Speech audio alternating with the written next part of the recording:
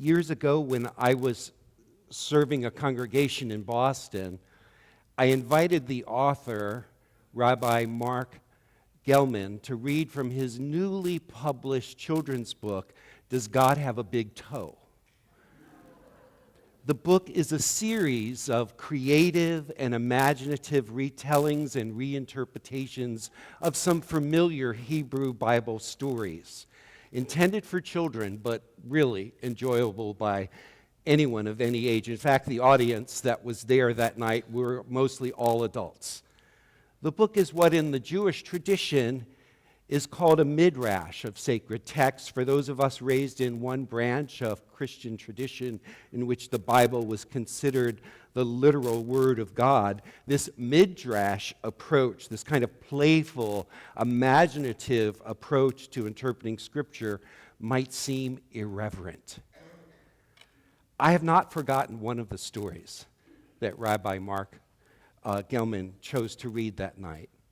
The story explains how God created a test to see who would have enough patience to be the leader, to guide a ragtag assortment of people out of Egypt and beyond enslavement through the wilderness for 40 years on their way to fulfill a promise to become a people. So as Rabbi Mark Gelman's version of the story goes, God created a patience test. A burning bush. In summary, God sets a bush on fire in the wilderness and waits. Shepherd after shepherd sees the bush burning, shrugs his shepherdly shoulders, and walks away.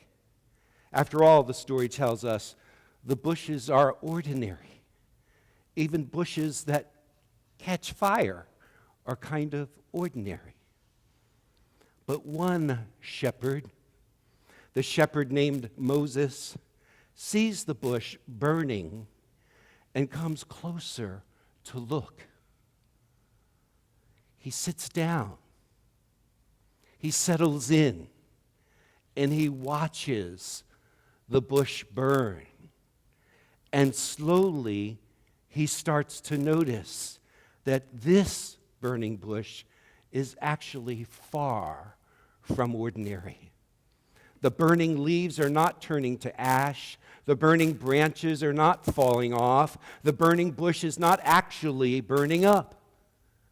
Moses sees the miracle that all the other shepherds missed because he has the patience to sit down, to wait a while, watching the burning bush burn. And once God sees this, God knows that Moses is the one. So that's how the story goes. The story does convey to us how often it is that we have passed by the extra in the ordinary. The equivalent of burning bushes that we are too busy to notice, too preoccupied with more important things, too quick to label something as insignificant that might really actually be the most extraordinary thing there is if we only took time to notice it. Wonder often escapes us. Actually, I might say we often escape from wonder. We often lack the patience or the capacity to pause and to be with all that is, to recognize that we are immersed in wonder every moment we take a breath.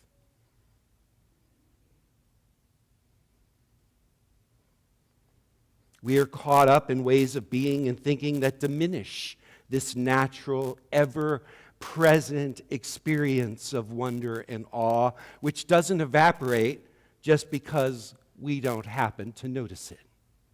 Sometimes it is the poetic pause that allows us to notice how immersed we are in wonder.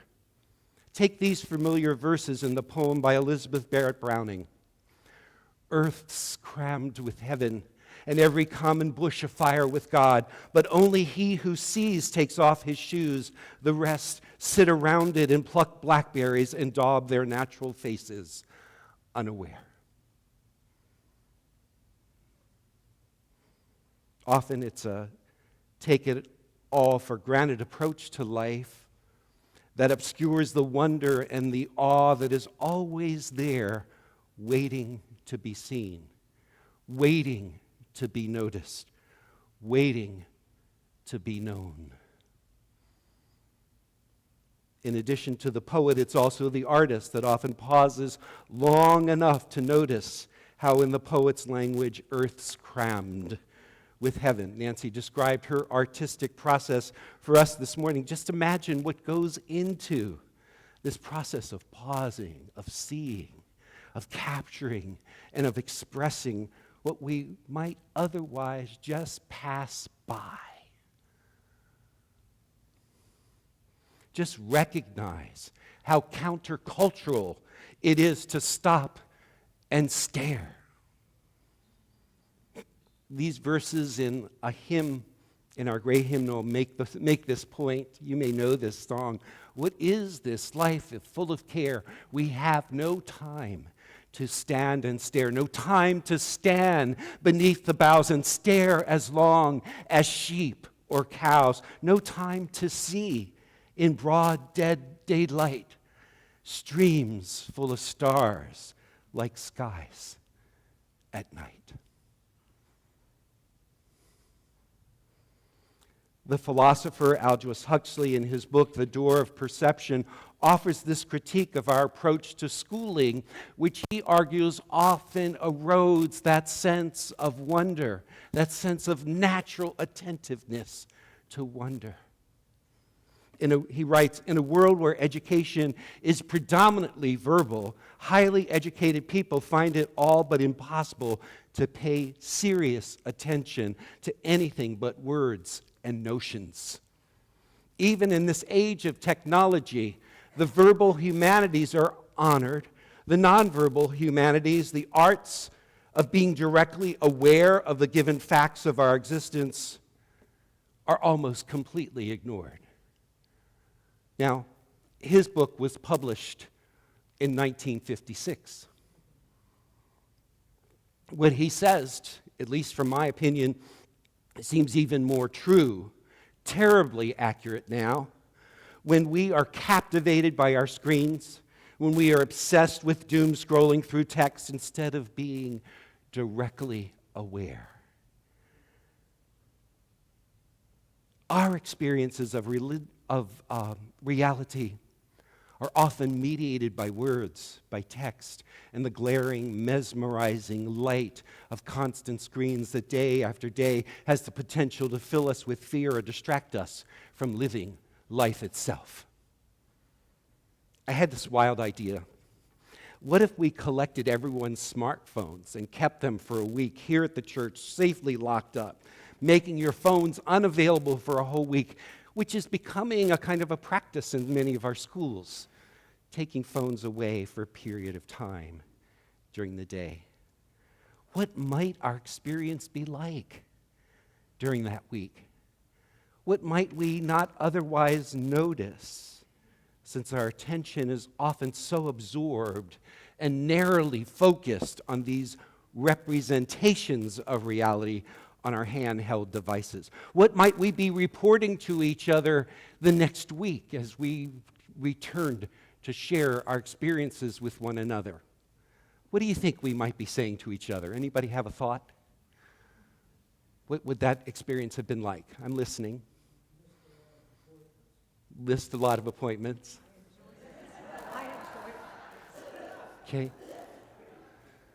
I enjoyed it. I enjoyed it. Freedom. I want to share something I saw. Having so much more time in the end, I think is what you said? Yeah. Okay. So, anxiety, yeah. So there probably will, maybe joy and anxiety. but a mixture of experiences for sure as we step outside of our ordinary pattern of interacting with all that is. We will be passing baskets around, yes, today, at some point in our service this morning, but don't worry. We won't be collecting your phones. Relax, my friends. I can already see some of us going through some withdrawal symptoms. But my friends, for some of us, these transient but real experiences of awe and wonder can be the most natural experience there is. For others, these transient experiences of awe and wonder can be like whispers of God or the holy within ordinary life. Whatever the case is for you, however you frame it, I firmly believe that there is something absolutely necessary about the everyday experience of awe. D.H. Lawrence wrote, "There is a sixth sense, the religious sense, the sense of wonder." I first wrote this sentence in a journal when I was still in high school, and it beckoned to me then, and over the years it still seems to become increasingly true to me. The sense of wonder is not just the reflection of poets or writers or artists. In fact, one of the most powerful statements on awe and wonder I discovered was written by Richard Tallis, who is a doctor before going on to becoming the professor of geriatric medicine at the University of Manchester in England. Much of his research is in clinical neuroscience. So those of us who think that scientists are somehow above all this fascination and nonsense about awe and wonder might find Tallis's insights truly eye-opening. Raymond Tallis asserts in his book, In Defense of Awe, or Defense of Wonder, that, and I quote, "So many wonders, and yet we are rarely seized by wonder. Yes, there are circumstances when we are alive to the numinous mystery of the visible world. When we are in love, we see the ordinary things about another person for what they are, not in the slightest bit ordinary. Likewise, the ordinary world seen through the eyes of a child, or the open spaces beyond the sickbed, seen after a long illness. The first tottering steps in the park bring moments of delight, a reprise of pristine happiness when the world was new. We see," he writes, "what Philip Larkin called the million-petaled flower of being here for what it is."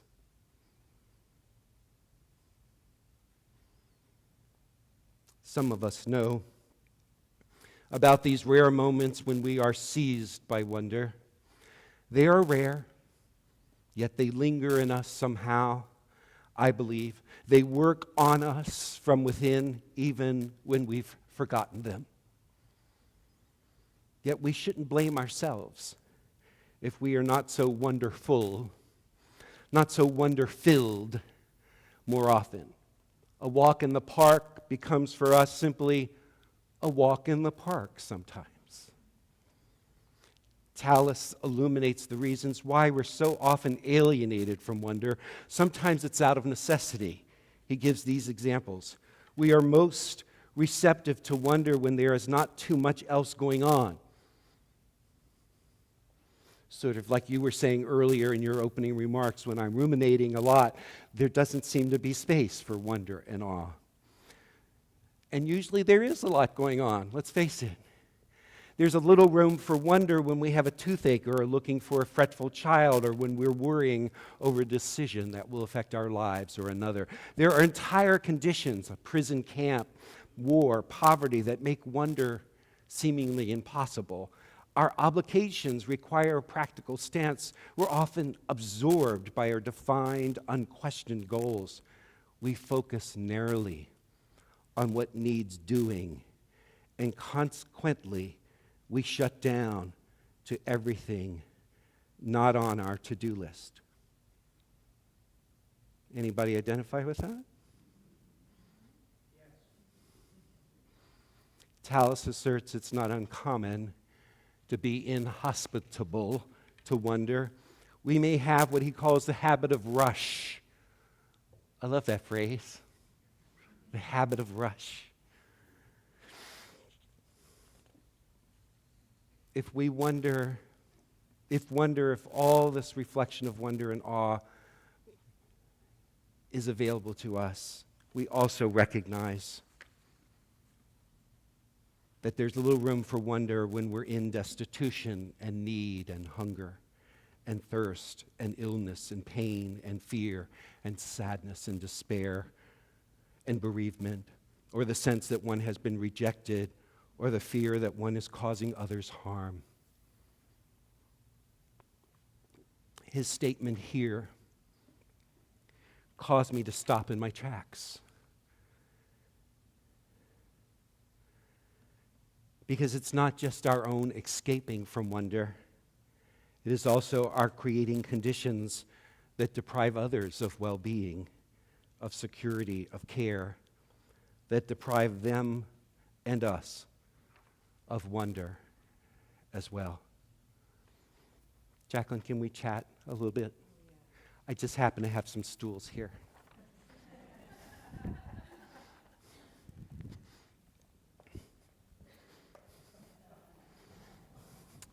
So I had to pause there because I feel a little self-conscious talking about wonder and awe at the kind of time and moment in history that we're in. And this quote from Tallis made me realize that the more that pain and suffering increases, the less possible that experience or that luxury of awe might occur for others. I feel like we're living in a time where through the actions of few, many lose lives. Through the actions of a few, children in parts of the world go hungry. Through the actions of a few and everyone else being complicit, people are deported and their lives uprooted and changed dramatically. And we could easily be bystanders of such atrocious acts.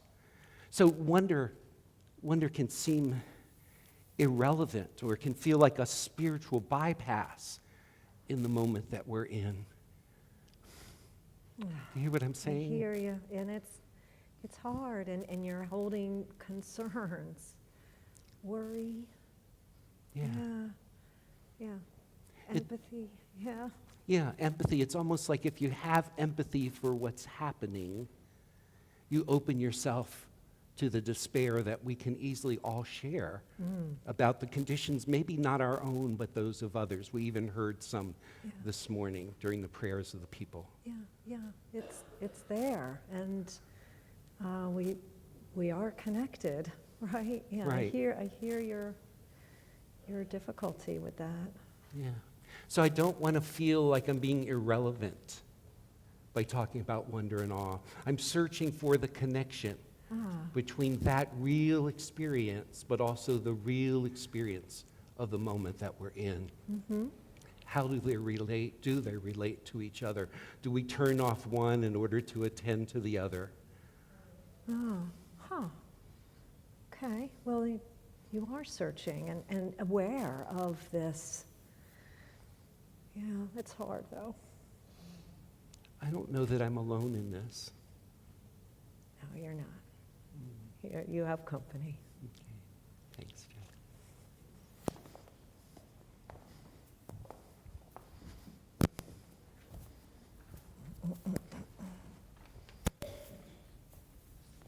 Do you hear my dilemma? We are part of a religious tradition that doesn't divide the world into the sacred and the profane, but understands the intricate connection between the two. We belong to a tradition that does not restrict the sense of wonder to only a chosen few. Our transcendentalist ancestors, for example, Margaret Fuller, Ralph Waldo Emerson, Henry David Thoreau, confronted not only the corpse-cold Unitarianism of their day, but also they confronted the social conditions that oppressed women and children immigrants, enslaved and formerly enslaved people.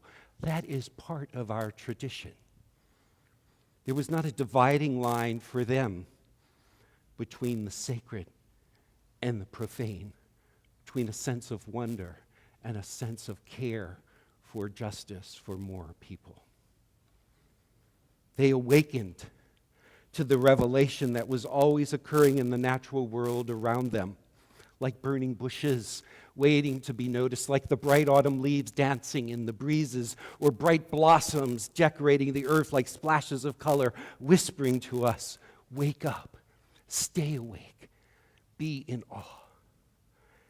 And at the same time, the transcendentalists who, while awakened, also took notice of the social conditions and economies that exploited not just the beauty of the earth, but the beauty and the dignity of the human soul of those who would otherwise be marginalized and oppressed. It was a both and for them. That's our tradition. It's a both and.